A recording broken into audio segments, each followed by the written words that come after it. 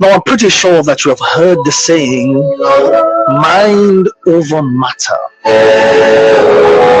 Mind over matter. It simply means that you can do whatever you put your mind to. And I'm pretty sure that you might have heard the older folks saying that you can achieve anything that you put your mind to. And where there is a will, there is always a way. The mind, it is most definitely your most potent weapon. It is the strongest asset you possess, and if used correctly, it can guide you to the pinnacles of success in every realm of life. One person rightly said that bondage is of the mind. Freedom too is also of the mind. And all things good and bad originate from the mind itself. And to highlight this point, let me share with you this small anecdote. There was once a farmer, and he was taking his 3 donkeys to the markets. On the way, he came across a river and decided to take a dip in the water.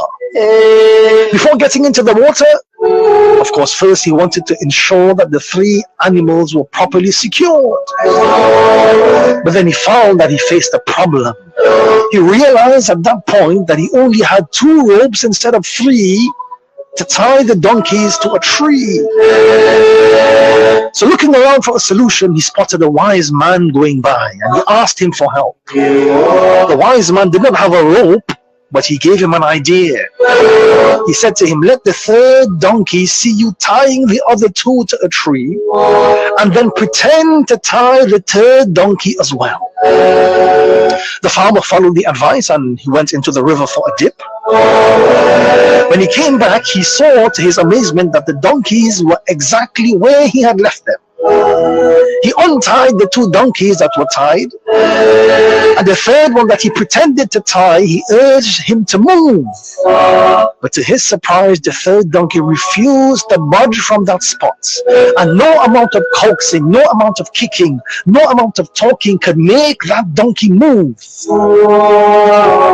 Confused, the farmer returned to the wise man for help, and he explained to him his predicament. The wise man looked at him and said, did you untie the 3rd donkey? The farmer then laughed and he said, but I had no rope to tie it. I simply pretended to tie the donkey. So the wise man said to him, no, go back and pretend to untie the donkey. So the farmer returned and he pretended to untie the donkey. And lo and behold, the donkey got up and started moving. The farmer learned a very, very valuable lesson that day. He learned the amazing power of the mind and the negative impact of mental shackles. Mental shackles, despite being invisible, can be some of the most powerful restraints that hold us back from reaching our full potential.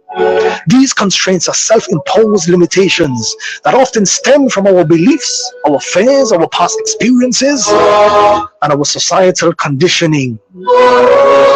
Overcoming these mental shackles is crucial for personal growth, for success, and for overall well-being. Sometimes you don't have chains around your ankles, but still you are not free from the shackles of your mind. So what are some of the mental shackles that we tend to place on ourselves on a daily basis? Well, first of all, self-limiting beliefs. These are beliefs that you hold about yourself and your abilities that constrain you in some way. Common examples include, I am not good enough, I can't do it, or I don't think that I deserve this. When you repeatedly say or think that you cannot do, you not only limit yourself, but you also create mental barriers that hinder your growth and your potential. What is another mental shackle? Number two, fear of failure. The fear of failure can paralyze you and prevent you from taking risks, from trying new things, or from even pursuing your goals in a positive manner. It can lead to missed opportunities, and it can lead to a life confined to the parameters of your comfort zone. The third mental shackle that we place on ourselves is called comfort zone or familiar ground. Staying within your comfort zone might feel safe, but it limits your growth and prevents you from exploring new possibilities and new experiences. As human beings, we tend to fear change because we don't fully understand what impact it can have on our lives, and what we don't fully understand, we tend to consider as a threat. The fourth negative, or the fourth mental shackle that we generally place upon ourselves, is called negative self-talk. The way you speak to yourself can either empower you or limit you. Negative self-talk can reinforce mental shackles by constantly reminding you of your perceived limitations or your perceived weaknesses. And to counteract that, you have to get yourself in the habit of positive self-talk. Sometimes it's good to give yourself a little pep talk, boost yourself up, boost up your courage, and then you will see the impact that it has in your life.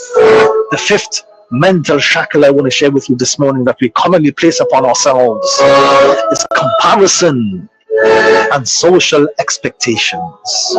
Constantly comparing yourself to others or trying to meet societal expectations can most definitely create mental shackles upon you that will limit your authenticity, it will limit your happiness, and most importantly, it will limit your personal growth.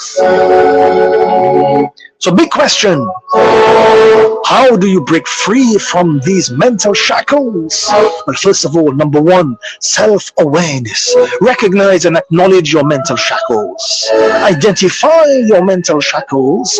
Understand where they came from and how they influence your thoughts, how they influence your feelings and your actions. Number two, challenge your beliefs. Question the validity of your self-limiting beliefs. Are they based on facts or assumptions? And replace them with empowering and positive beliefs that will support your growth. Number three, face your fears. Embrace your fears. Embrace it as a natural part of growth. Take small steps outside of your comfort zone to build your confidence and your resilience. Number four, practice self-compassion. Sometimes it is quite good to be kind to yourself.